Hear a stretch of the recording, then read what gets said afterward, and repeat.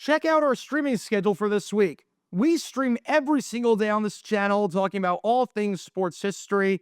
And now with college basketball season really getting in the swing of things, we are doing a lot of college basketball streams, commentating the action as we get one step closer to March Madness. So join me every night as we call the best of college basketball. And now, on with our feature presentation. In 1974, the San Francisco 49ers were not a very good football team. After starting the season 2-0 with back-to-back divisional wins against the New Orleans Saints and the Atlanta Falcons, there were definitely some people who had high expectations that this could be a solid year as they look to make it back to the postseason for the fourth time in the last 5 seasons. It was a new era in San Francisco, as with John Brodie now retired, who you can learn more about by clicking the card in the upper right corner, no one knew what the future of the 49ers held. But at least at first, it seemed as though with Joe Reed under center and a solid defense that allowed just 23 points over the first 2 weeks of the season, that the 49ers would be okay and would be competing for one of the 4 spots in the playoff field in the NFC. Yeah, that did not happen, because after their 2-0 start, everything quickly fell apart. By the time December was beginning, San Francisco was dead in the water, with their 2-0 start being nothing more than a mirage. The 49ers lost 7 straight games after that to go from 2-0 and one of the most promising teams in football to 2-7 and completely out of it. For some perspective on how bad they were, entering December, they were second in the NFC West with a 4-7 record, and were so bad that despite being in second place, the Los Angeles Rams had already mathematically clinched the division. San Francisco's defense, which started the season off so promising, was now the 3rd worst in the NFC, and their offense put up 14 points or less in 6 of their ensuing 9 games, which, unsurprisingly, is not going to get it done. At a time when scoring in the NFL wasn't exactly that high, with teams averaging just a hair over 18 points per game, the 49ers had a stretch where they allowed 3 opponents in a 4-week span to score at least 34. Long story short, the 49ers were a bad football team, and this was a sign of things to come in the post-John Brodie era and in the 1970s, where they would be largely inept until Bill Walsh came along to right the ship and kickstart the dynasty in the 1980s. And if there was any moment that truly showed just how bad this 1974 season went for this team right here, it's what happened when December started off and they had to take on the Cleveland Browns. Because it's one thing to play in cold weather and lose. It's another thing to go on the road, play in cold weather, lose, and then have the entire team be completely ill-equipped for the cold to the point where everyone gets frostbite. Yet, on this December day in 1974, that's exactly what happened. And roughly half a century later, we're here to break it down. Because this is the story behind what might just be, considering the circumstances, not just the most disastrous cold weather game in the history of the San Francisco 49ers, but the most disastrous cold weather game in NFL history, or at the very least, the NFL in the 1970s. Before I explain the chilly reception that the Niners got, make sure you hit that like button down below, subscribe, and turn on the notification bell so you don't miss a single video that we post on the channel. We post every single day about the weird and the wacky history of the NFL, and we talk about stories like this one that you've probably never heard of before. I'd really appreciate every bit of support, as every subscriber counts on the road to 70,000 subscribers. So thanks in advance for liking and subscribing and helping this channel grow. And with that in mind, let's talk about the time that the 49ers got bit, quite literally, both on and off the field. Before I talk about the actual game in question and what exactly transpired, we need some context to understand the game itself. And my apologies in advance for the lack of highlights from this game, which will become very apparent once you realize how it went. So you're going to be seeing a lot of duplicate footage here. It's December 1st, 1974. It's week 12 of the NFL season, and we find ourselves in Cleveland for this interconference battle between the Cleveland Browns and the San Francisco 49ers. I would like to say that this was a big game, especially considering the historic rivalry that these two teams used to have back in the days when they both played in the AAFC in the 1940s. But alas, this was anything but that, as this might have been the least important game on the entire calendar. The Browns enter this one at 3-8, boasting the worst defense in the NFL by allowing 275 points through 11 games, or a whopping 25 points per game, roughly a full touchdown ahead of the league-wide average. The Browns had clinched a losing record, have been mathematically eliminated from the playoffs, and were coming off of back-to-back losses, as well as losses in 7 of their last 9 games. When you've got a really bad 49ers team playing against a really bad Browns team, with both teams being out of the playoff hunt and having nothing to play for but pride, and with both teams boasting a combined record of 7-15 entering the matchup, you're not going to have a good time. I can tell you that much.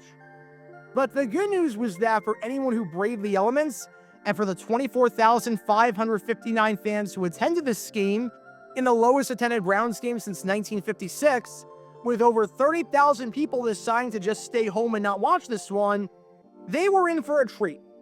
Their bravery in sitting through the elements was rewarded when the Browns won one of the most riveting games of all time, taking it by a final score of 7-0. Yep, you heard that right. It was 7-0. The only touchdown was a 1-yard run in the fourth quarter by Ken Brown with 3:21 left, meaning that for the first 57 minutes of the contest, not a single point was scored. This was not football, this was football terrorism.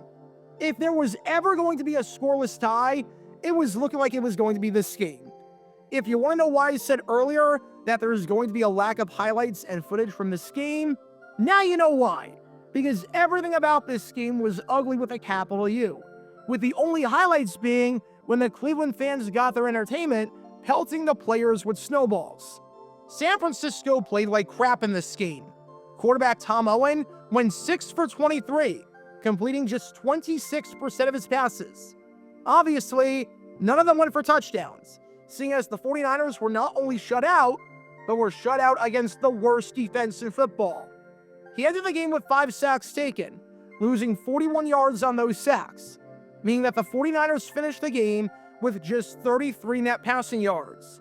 And alongside the no touchdowns, Owen threw not 1, not 2, not 3, not 4, but 5 interceptions, meaning that he completed 6 passes to his team and completed 5 passes to the other team while also taking 5 sacks.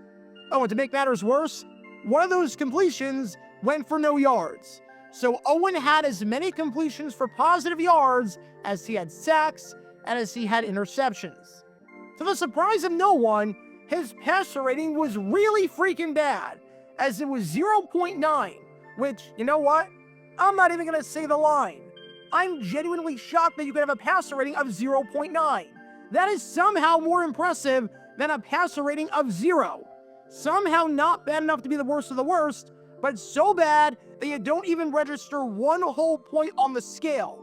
This was, quite possibly, the worst quarterback game in the long and the storied history of the 49ers franchise, and the 49ers turned it over 6 times in the losing effort. The loss dropped the 49ers to 4-8, clinching a losing record for the 2nd straight season, truly signaling the dark times ahead for the franchise and making fans just want the season to come to a merciful end. Having said that, you would think that this game right here would be the end. The game would end, the Niners would lose, no one would get hurt after the fact, and they can move on to their next game against the Green Bay Packers, as in their home finale.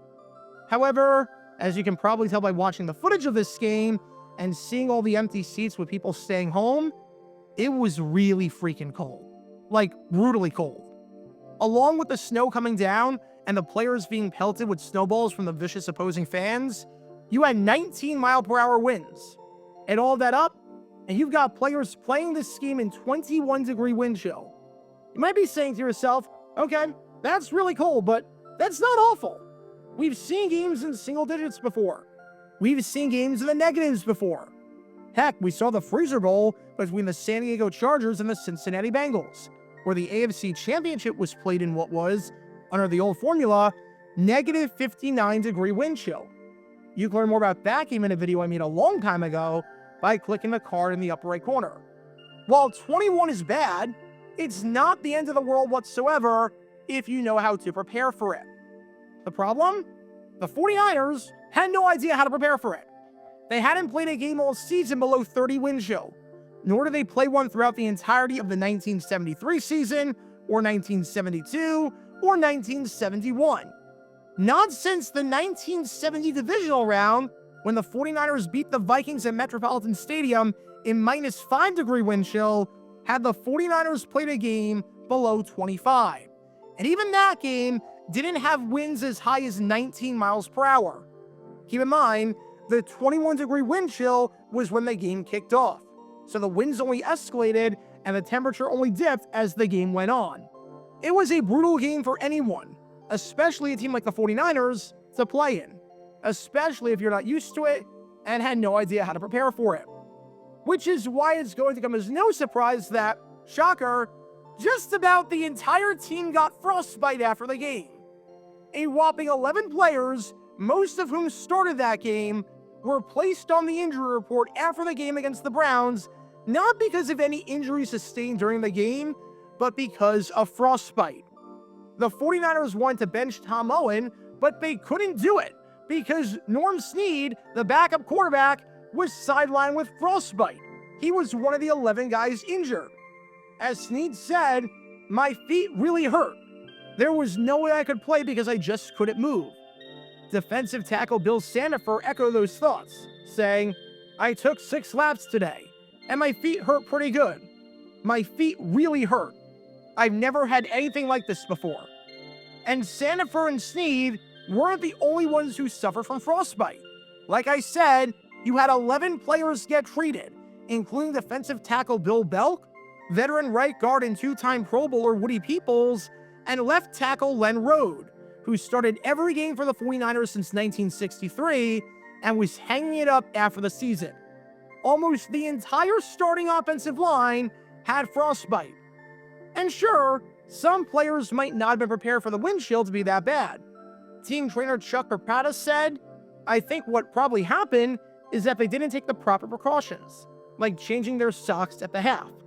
He felt as though the 49ers, having not played a game like that in a while and playing right on Lake Erie, were not prepared for how brutal it was going to be.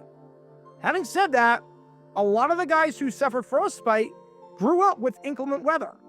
Len Rode, he went to college in Utah and went to high school and grew up in Illinois, 2 places where it gets very cold. Norm Snead, he played in Minnesota in 1971, where head coach Bud Grant wouldn't allow you to use hand warmers or heated seats or anything along those lines. And he also played a good chunk of his career in the Northeast, where it gets cold. You get the idea. Yes, it was cold. And yes, it is odd that we didn't see any reports from the Browns suffering frostbite, as this was strictly a 49ers thing, and it only went through the 49ers. But it's not as though you had guys who were completely oblivious to this. This was just one of those crazy circumstances where everything went haywire for one team, and they got a, shall we say, chilly reception after the loss. No frostbite for the Browns, 11 instances for the 49ers. Roughly 25% of the roster. That's a lot. So as a word to the wise to anyone playing football in the cold, or watching a sporting event in the cold, or just being in the cold for a long period of time, take the appropriate precautions. Be smart. Bundle up. Wear as many layers as you can. Change your clothes when you can. Get indoors if you can and spend time in the warmth. Basically, do what you can to avoid getting frostbite, and do the opposite of what the 49ers did in 1974. Losing the game is one thing, but losing the game while a good chunk of your team gets frostbite, with double-digit players getting frostbite and suffering the same fate, that is very rough. Because on this December day in 1974, the 49ers weren't once bitten, twice shy. They were very, very many times bitten. Be sure to like and subscribe if you have not done so already, as it helps the channel out a lot. And check out my other channels, JG8 for the history of college football, JG7 for the history of baseball, and JG9 News, where we talk about all things happening in the NFL. Join me every Wednesday night at 8 p.m. Eastern, where we'll play live NFL trivia for cash prizes. And make sure to join me live, as we're on stream just about every single day. And thanks to all our Patreon members and our YouTube members for helping out the channel. See how you become a member and show your support financially in the description down below.